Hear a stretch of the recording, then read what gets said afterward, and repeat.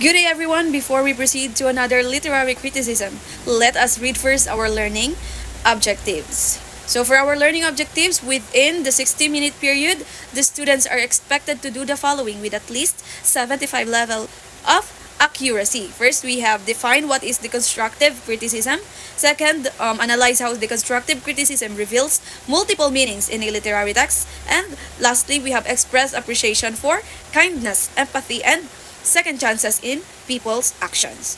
So now without further ado, let us proceed to our new topic, which is deconstruction, or also known as deconstructive criticism. So let us define what is deconstructive criticism.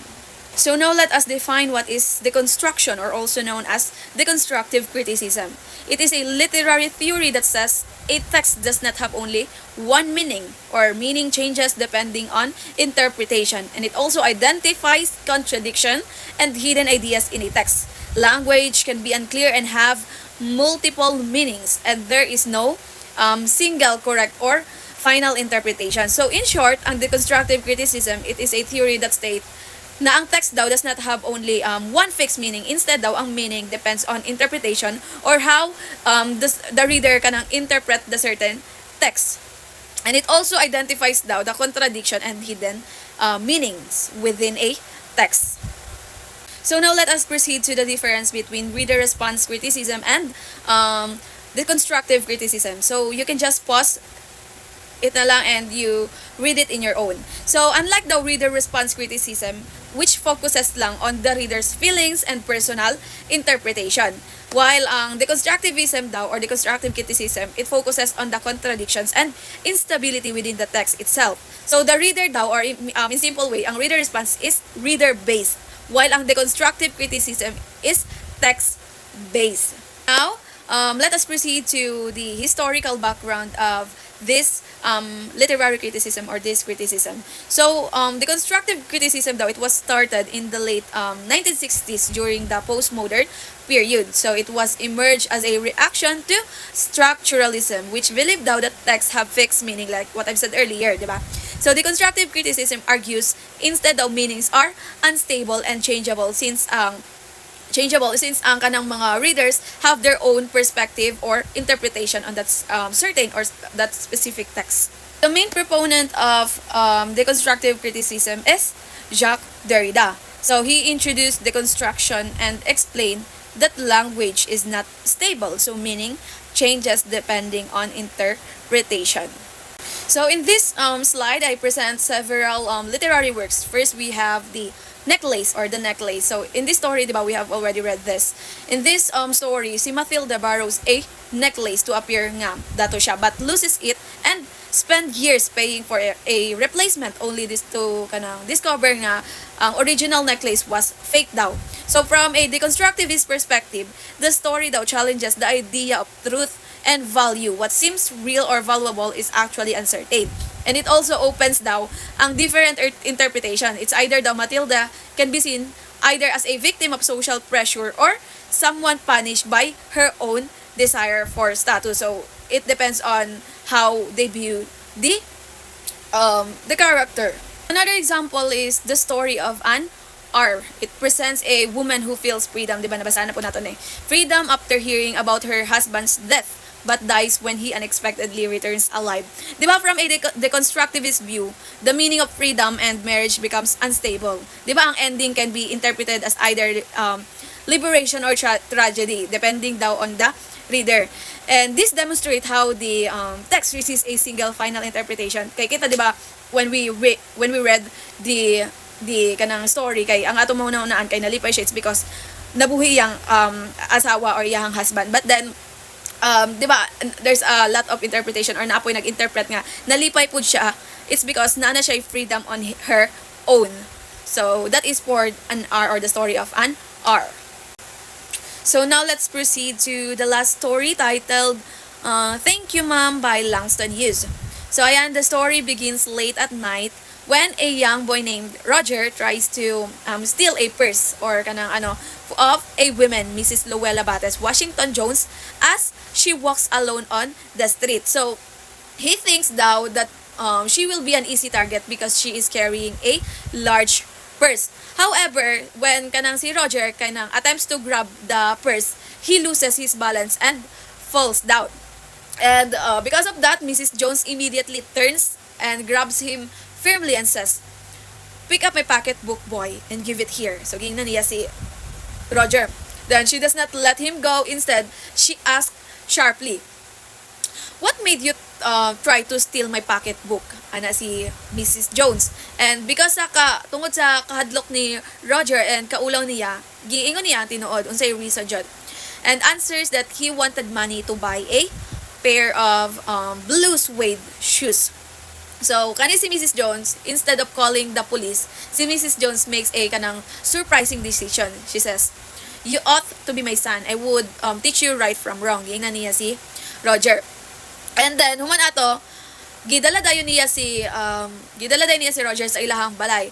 And si Roger kay nag-expect siya nga tagaan siya punishment or unsaon siya, but instead kaya ni si Mrs. Jones tells him to wash his face and clean himself. And nagprepare po siya of foods and tells him to eat. And during their conversation, kanang gi-share po ni Mrs. Jones that murag na po siya experience na ingana, that's why she says has also done things she is not proud of. That's why murag na feel po niya ang bata. Then she tells him firmly, "When I get through with you, sir, you're going to remember Mrs. Luella Bates Washington Jones." And because of that, si Roger becomes quiet and starts to feel guilty or to feel guilt and respect for her kindness. And after kanang feeding him and talking to him, Mrs. Jones kay gitagaan si pag human ato kay gitagaan ni Mrs. Jones og money si Roger $10 and says it is for him to buy the shoes he wanted, but she warns him. Giingnan niya si warningan niya si Roger. "Now, here's this $10. Don't you go running off or kanang do something foolish." So di na daw niya balikon niya ang mga gipambuhat and so on. Then she allows him to leave freely without forcing him to stay. And before leaving, si Roger kay naka-feel siya og deeply emotion or kanang naka-feel siya ingana and he wants to say more. Gusto pa siya dagan siya giingon, but he only manages to say, "Thank you, ma'am." Then he walks away, changed by her kindness and trust. He never tries to steal again. So that is the end of the story. Thank you, ma'am, by Lanston Hughes. Later on, we will be going to apply or we will be going to critique this story to apply the deconstructive criticism. Now that we are done in the story, let us proceed to our literary devices. So first, we have irony. So, di ba, irony, kindness instead of punishment. Or kanang the story, di ba, uses irony because instead of punishment daw, kay si Roger still receives kindness bisag unsa pa iyang gibuhat or bisag nangawat pa siya.